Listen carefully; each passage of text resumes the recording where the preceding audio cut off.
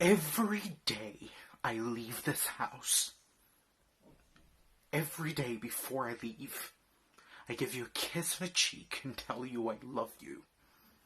I get into a car just to go and get other people to get out of their cars and into new cars.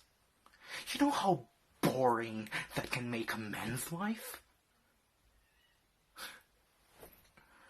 5 days a week, sometimes 6. I'm gone for 8 hours. I come home to see my son.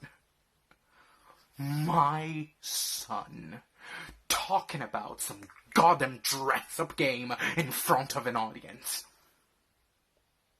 What happened to sports? To the newspaper? To academics? Everything in that boy's life revolves around some rainbow in a dress.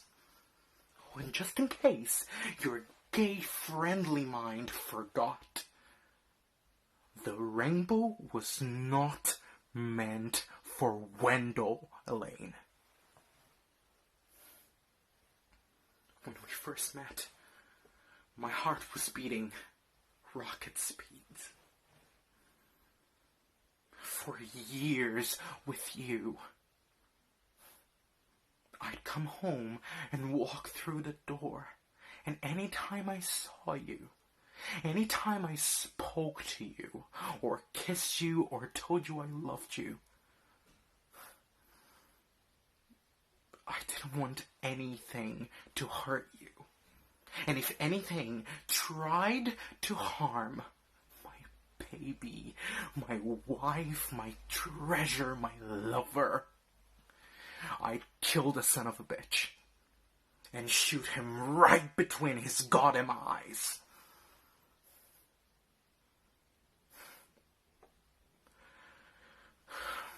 Well, Elaine,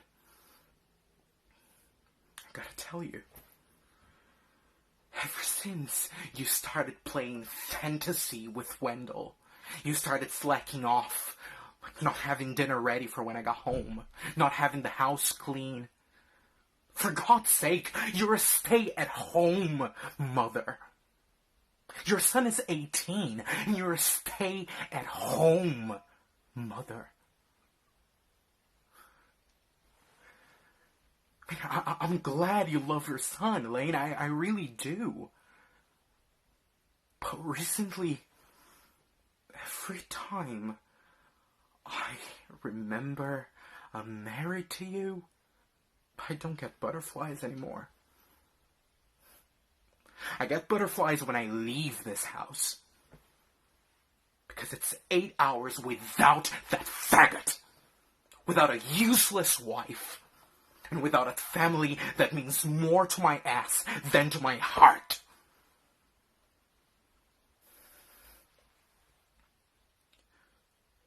You're a treasure, Elaine. You're a treasure. You are the treasure at the end of the rainbow.